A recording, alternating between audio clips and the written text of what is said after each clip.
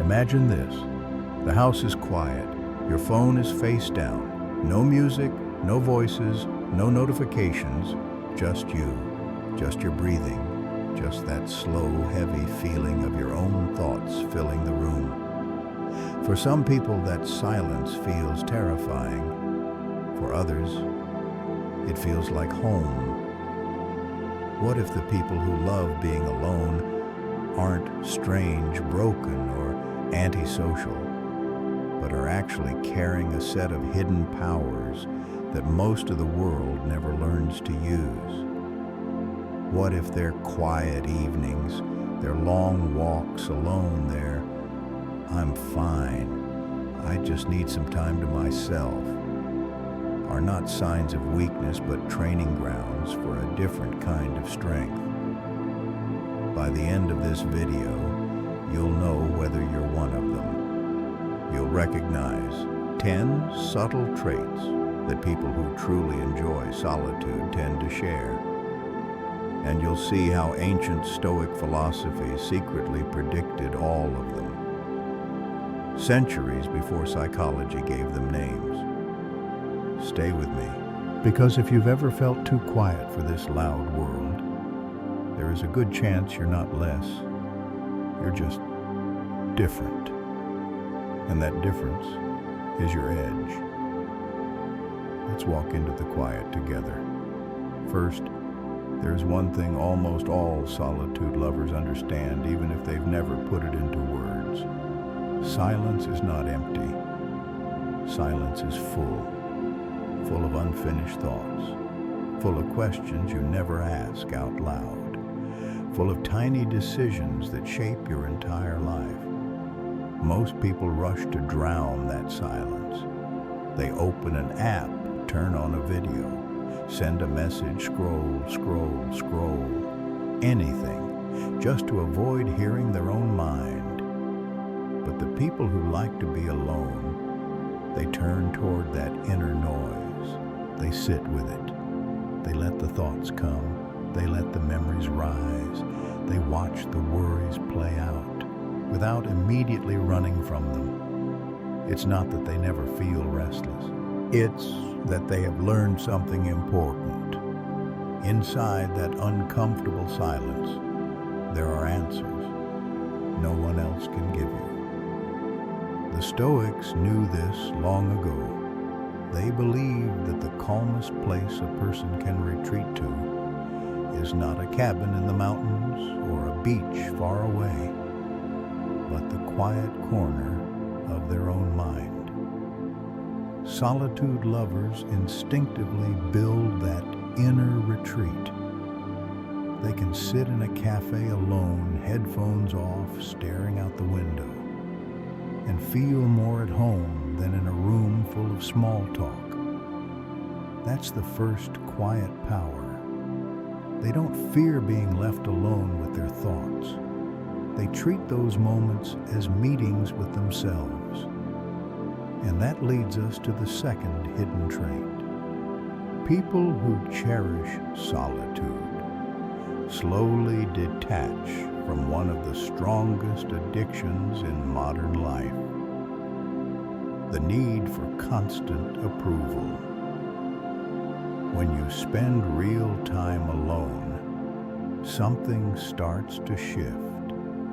You notice which choices feel right, even when no one is watching. You notice which dreams keep returning, even when nobody claps for them. You notice which values you keep coming back to, even when they cost you something. You begin to build a compass that doesn't run on likes, praise, or applause. You make decisions because they fit who you are, not because they look good from the outside. This is quiet independence, not the loud "I don't need anyone" kind, not the rebellious "I'll do the opposite of what they say" kind. It's softer, more grounded. I listen to advice. I respect others. But at the end of the day, I answer to my own conscience. That's deeply Stoic. They taught that the only thing truly under your control is your own character, not the weather, not the economy, Not other people's opinions, just the choices you make when no one else is inside your head. Solitude lovers train that muscle every time they sit with a difficult decision alone and ask, what feels honest? What feels aligned? If there were no audience, what would I still choose? The more often they do this, the more they become the captain of their own ship, not just a passenger tossed by the waves of public opinion. If you do this too, even a little, that's another sign. You're less dependent on outside validation than you think. There's a third trait that grows naturally in people who like to be alone. They become eerily good at knowing themselves. Most of us can list our favorite foods or music. That's easy. But ask deeper questions, and many people freeze. What exactly triggers your anger? What patterns show up in your relationships again and again? Which part of your life feels like a lie? What secret fear guides more decisions than you'd like to admit? These are not questions you can answer with the TV on in the background. They need silence. They need stillness. They need that slightly uncomfortable, I'd rather not think about this kind of honesty. The ones who lean into solitude build that honesty like a skill. They notice their own contradictions. They see where they say, I don't care what people think, but feel crushed by one rude comment. They see where they preach health, but reach for the same numbing habits every night. They see the gap between who they say they are and how they actually live. And instead of running from that gap, they study it. This doesn't always feel good. It can sting. It can lead to tears or to long walks where you stare at the sky and wonder how you've been lying to yourself for so long. But over time, this honest self-observation becomes a kind of quiet superpower. You become hard to manipulate because you know your weak spots. You know which compliments seduce you. You know which fears make you impulsive. You know where you're likely to sabotage yourself. The Stoics believe that the greatest pleasure is to truly belong to yourself, not to your anger, not to your desires, not to the latest trend, to yourself. Solitude is where that ownership begins. Now here is something curious. Some of the most creative original ideas in history were not born in loud offices or crowded rooms. They were born in lonely hotel rooms, late-night walks, empty libraries, and small desks lit by a single lamp.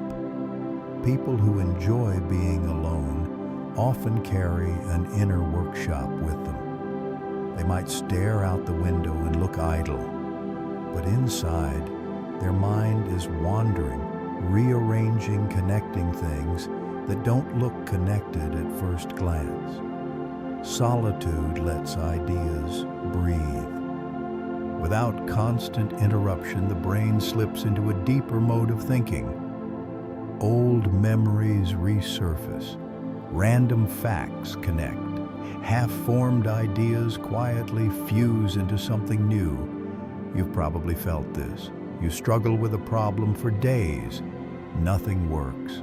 Then you take a shower, or sit alone on a bus, or walk without your phone. And suddenly, click. The answer appears. That click often happens in solitude. People who like being alone unconsciously leave space for those mental clicks.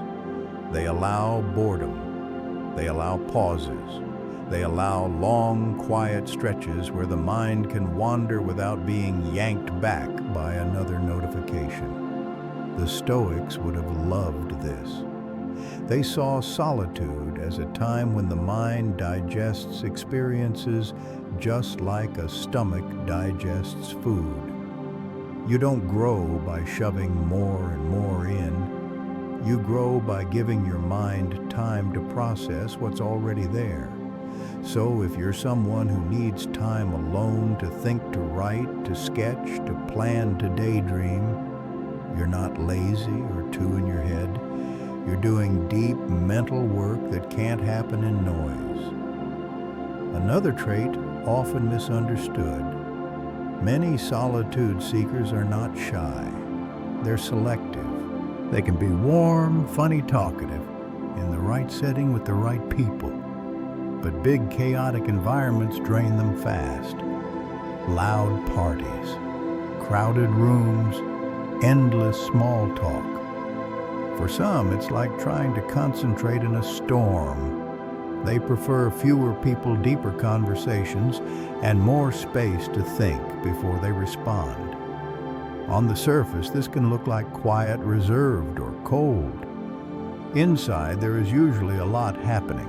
They are observing. They notice tiny shifts in tone. They track patterns in what people say. They sense tension others ignore. They feel subtleties in the room that rush past those who love the spotlight. This is the gift of introverted energy paired with solitude. The Stoics trained something similar. They valued the ability to step back and watch their own reactions, to see their anger rise instead of becoming the anger, to watch their fear instead of collapsing into it. Solitude gives you practice at being an observer in your own life, in your relationships, in your inner world. When you then step into social situations, you carry that observer with you. You don't just react blindly. You see more. You respond with more intention. So, if busy environments exhaust you, but one-on-one or small, meaningful conversations light you up, you're not broken. You're wired for depth, not constant stimulation. Let's touch something very practical: emotions. Picture your mind as a lake. On calm days, the surface is still. On stressful days, it's full of waves. Life is constantly throwing stones into that lake. An argument, a deadline, a betrayal, a bill, a message that shakes you. Most people never let the water settle. They stay in environments that keep stirring it up. More noise, more drama, more stimulation, more distraction. People who value solitude do something different. They step away, not to escape forever, but to give the lake a chance to become still again. They take a walk alone. They sit in a quiet room. They breathe. They journal. They cry where nobody sees. They ask, what exactly am I feeling? Why is my reaction bigger than the situation? They give their nervous system space to reset. This is emotional regulation in action. Your problems don't disappear, but your relationship with them changes. Instead of drowning in every wave, you watch the pattern of the water. You start to recognize recurring triggers. You learn which thoughts feed the storm. You learn which habits calm it. The Stoics insisted that the real disturbance doesn't come from events themselves, but from the judgments we attach to those events. Solitude is where you examine those judgments. Is this really the end of the world? Or am I telling myself a story that makes it feel that way? The more often you do this alone, the less you are thrown around by every emotion. You still feel everything. You're still human. But you're not constantly at the mercy of the latest shock. Here is where solitude starts to harden into something powerful: resilience. Imagine a tree growing on a mountain ridge. It's not protected by a forest. There's no shelter. It takes the full force of the wind, the rain, the snow, At first glance, you might feel sorry for that tree, so exposed, so alone. But look closer. Its roots go deep. Its trunk twists, but doesn't snap. It survives storms that topple softer trees in safer spots.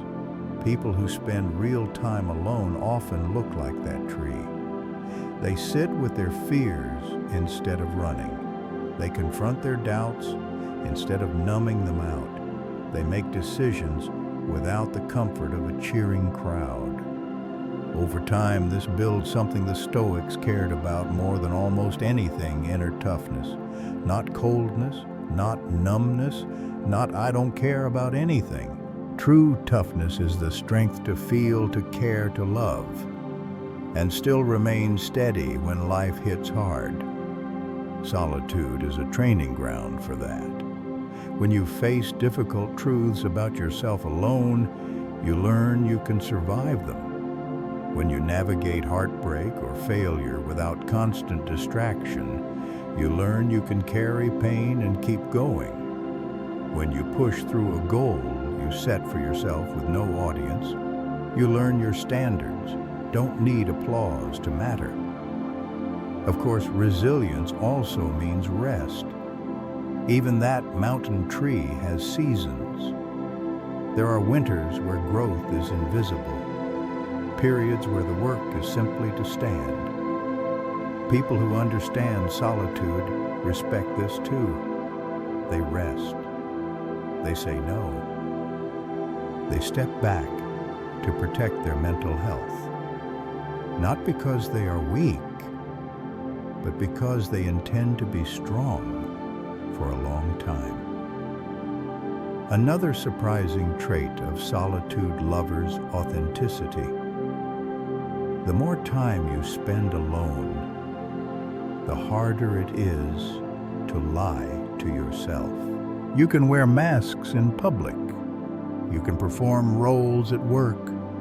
You can adjust your personality at parties.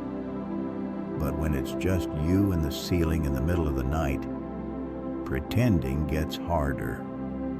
Alone, the questions grow louder. Do I actually believe what I post? Do I like the person I am when nobody is watching? If I keep going this way for 10 more years, who am I becoming? People who cherish solitude rarely escape these questions. They hear them, they wrestle with them, and slowly they start to adjust their lives to match their answers. They change careers late. They leave friendships that no longer align. They choose partners based on values, not just chemistry. They stop following trends that clash with their principles. From the outside, this can look like nonconformity, like they don't care what others think.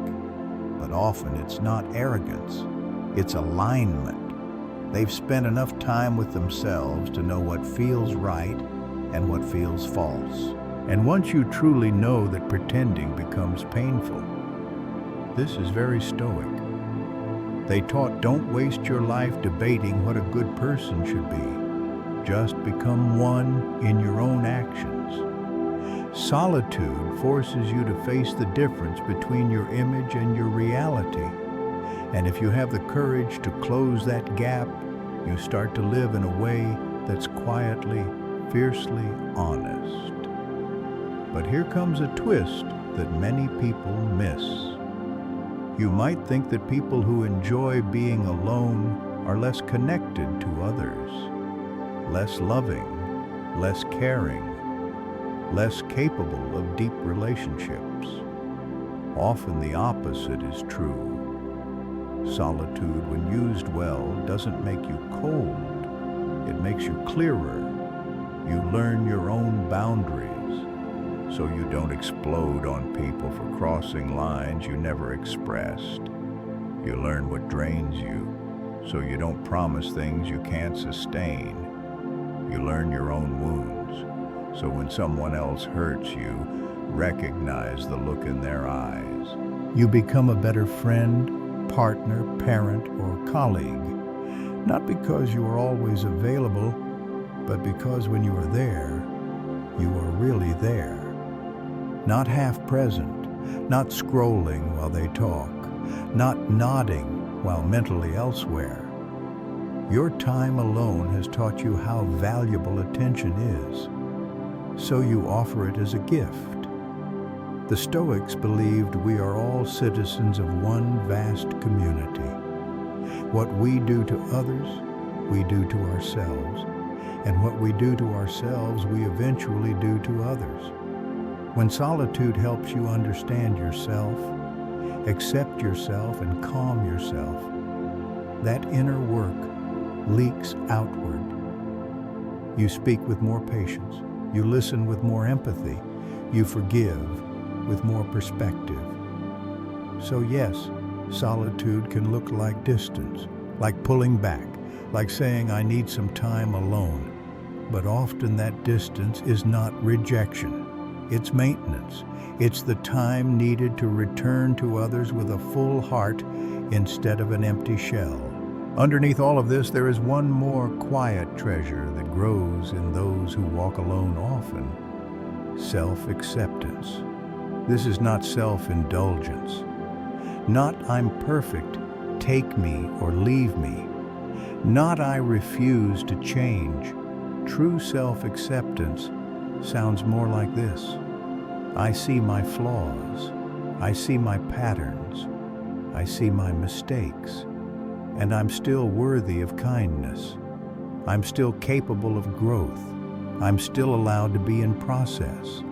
Alone, without the noise of constant comparison, you slowly learn to talk to yourself differently. The harsh inner critic softens. The constant, you're behind, you're not enough, look at them, look at you, loses its grip. Not overnight, not magically, but moment by moment. You sit with your younger self in memory and feel compassion instead of only shame. You look at past failures and see education instead of just disaster. You feel fear and say, I see you, instead of you ruin everything. The Stoics didn't ask you to hate yourself into improvement. They urged honest self-examination, yes, but combined with a firm belief that you can always adjust your response. You can always choose again. Solitude gives you the emotional space to make that choice. No audience, no performance, just you deciding whether you will treat yourself as an enemy or as a student who can still learn. When you choose the second option, often enough something profound happens. That restless, endless hunger for external approval begins to loosen.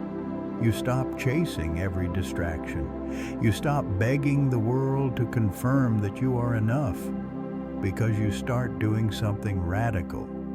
You grant yourself permission to be human, imperfect, in progress, but worthy of your own respect.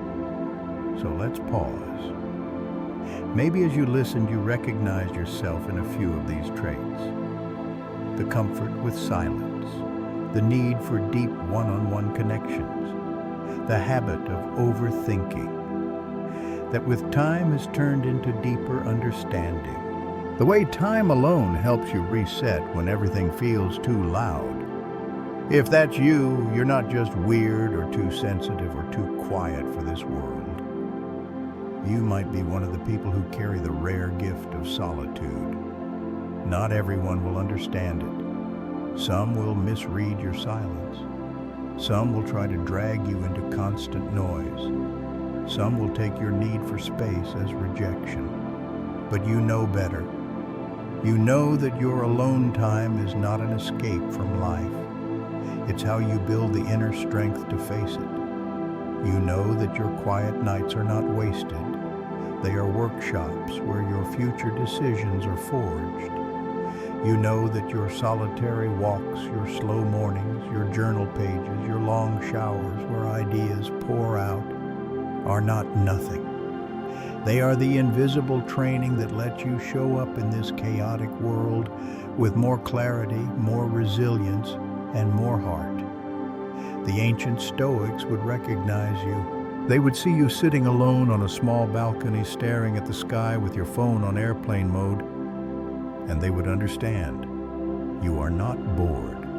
You are not lost. You are listening to yourself, to your values, to something deeper than the latest noise. So here is your invitation. The next time you find yourself alone, resist the instinct to fill the silence immediately. Don't rush to open an app. Don't panic at the first wave of discomfort. Instead, treat that moment as a doorway. Ask yourself, what is one thing I've been avoiding thinking about? What am I actually feeling right now under the surface? What small decision could I make today that would make me a little more honest, a little more aligned with who I want to be? You don't have to fix your whole life in one evening. You don't have to solve every problem in one walk. Just let solitude do what it does best. Reveal, clarify, strengthen, soften. And if this video spoke to you, if some part of you whispered, "That's me," then remember this. You are not the only one who walks through life with a rich inner world and a deep need for quiet. There are many of us, scattered across cities and countries, reading, thinking, walking alone, recharging in the corners of noisy rooms. You are part of that quiet tribe. Take care of your solitude. Guard it. Use it. Let it shape you into someone whose calm is not an accident, but a choice. Because in a world that never stops talking, those who know how to be alone are often the ones most ready to truly show up for others. And this journey is only beginning. In the next chapter of this path, we'll go one step further and build a daily Stoic solitude ritual. You can follow simple steps to turn even 10 quiet minutes into real inner growth. Until then, the next time the room goes silent, don't rush to escape it. Breathe, listen. The power you've been looking for might already be there waiting in the quiet.